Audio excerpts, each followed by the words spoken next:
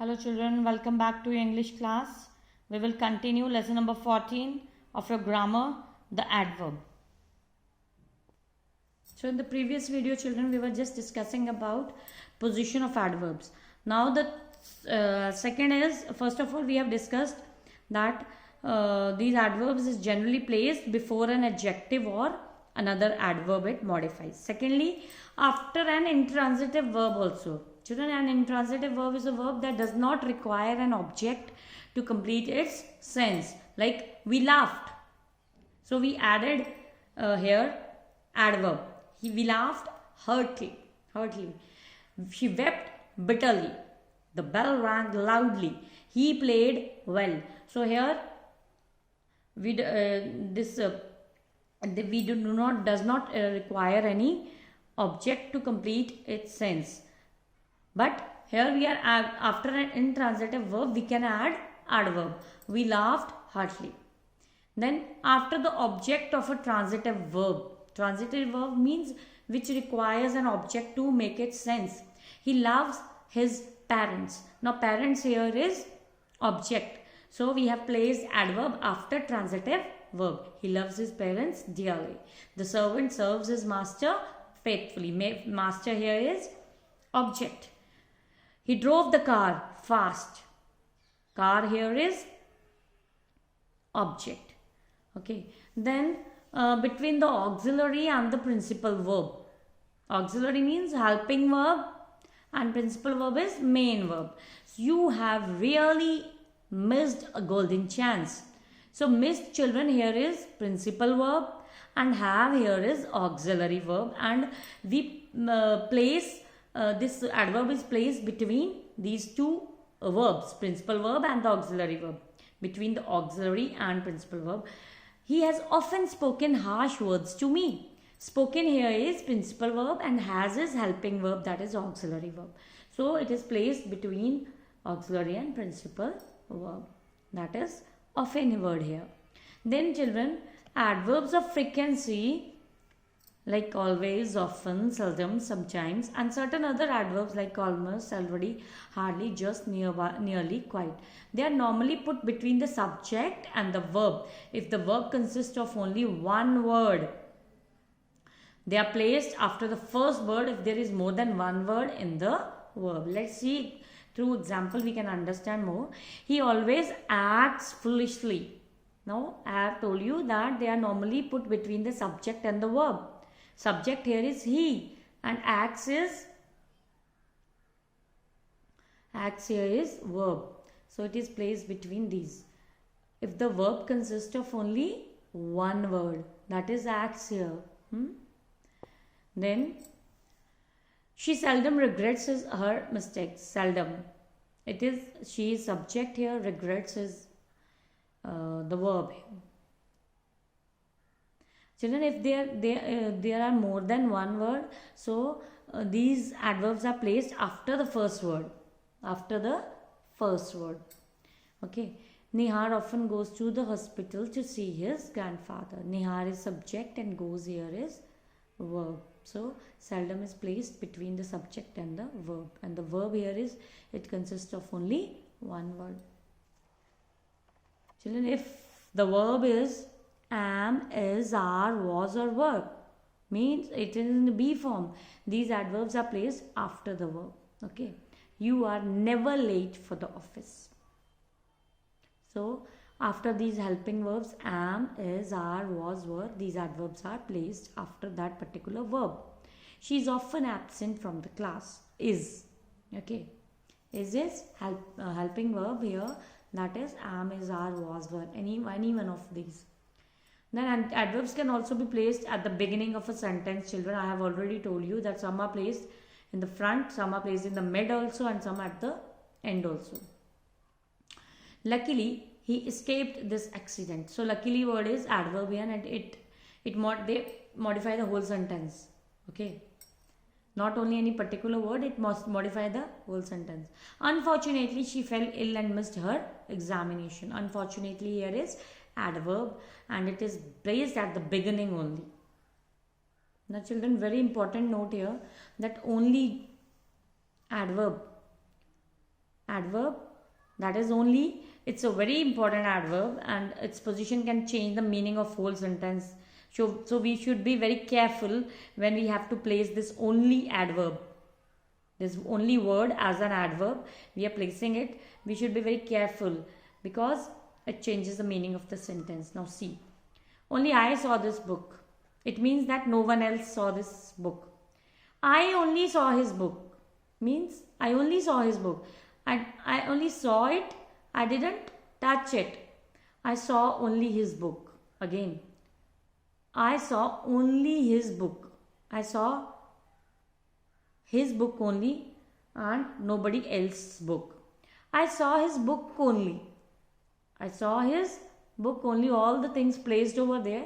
I just saw his book only, not any other thing placed on the table. Okay, so be careful while you are using this only adverb. Come to the another part. Words like fast and hard are used as adjective and also adverbs. So he is a fast runner. Here it is working as an adjective. He is a fast runner. Okay, and he runs very fast. It's an adverb. How he runs? He runs very fast. So be careful when you are using such words. Now children, move to the next part, that is comparison of adverbs. Now children, like adjectives, adverbs can also be compared. Let's go through this example. Ramesh ran quickly. Now quickly word is, it's an adverb. So second sentence, Ramesh ran more quickly than Rima. Here we are making comparison between two. And the third, Rajesh ran most quickly of them all. Means among all the children in the class, Rajesh ran most quickly. Now see here, quickly, more quickly and most quickly. This quickly word, this have been used as an adverb. So more quickly is used as an comparative degree and most quickly is used as a superlative. So we can, children, one thing we have to remember that we can compare adverbs of manner, degree and time only three, that is manner, degree and time. So like adjectives, adverbs can also be compared. Now children, comparison of adverbs. If the adverb is of one syllable, syllable means when we have only one vowel, that is here we have only one vowel in this.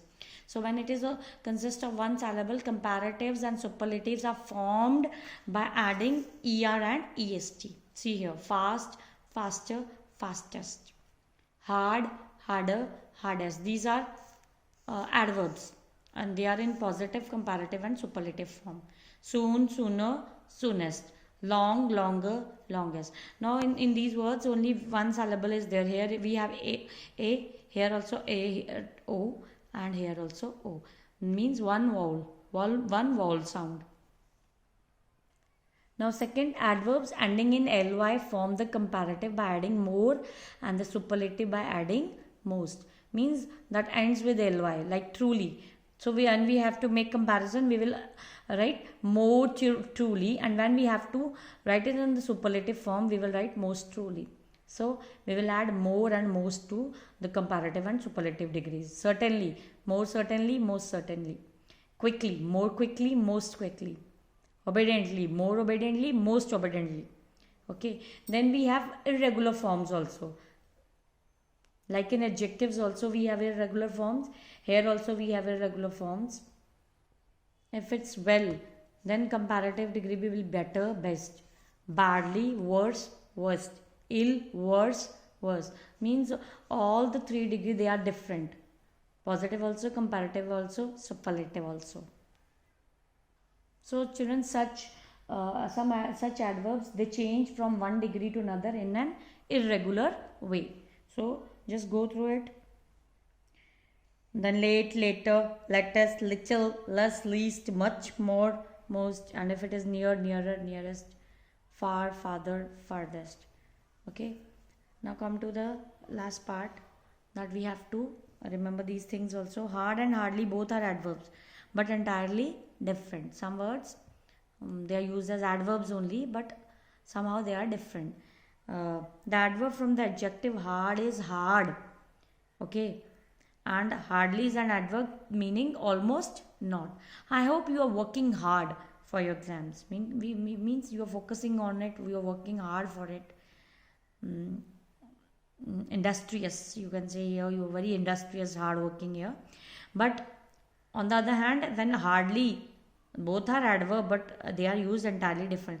There is hardly any tea left, means there is no tea in the jug or in the cup, you can say. There is hardly any tea left. Hardly here means almost finished, almost not. So children, you have to remember that when we are making comparison of adverbs, we can compare adverbs of a manner, degree and time only. Just remember this thing. We can compare adverbs of manner, degree and time only. So I hope you have understood this topic, that an adverb, these are the words, the adverbs are the words that tell us more about the verb, and they add information about the verb by answering questions such as how and something is done, or when and where something happens. Okay, and these adverbs, we can identify adverbs from their suffixes, like ly we are adding. But you have to remember this also, that some not all words ending with ly are adverbs. Some are actually adjectives also. Then we have done kinds of adverbs, that is adverb of manner, time, then adverb of place, frequency, then degree. Then we have done adverb of another kind, that is interrogative adverbs and relative adverbs, then comparison of adverbs also. That's all children. Thank you.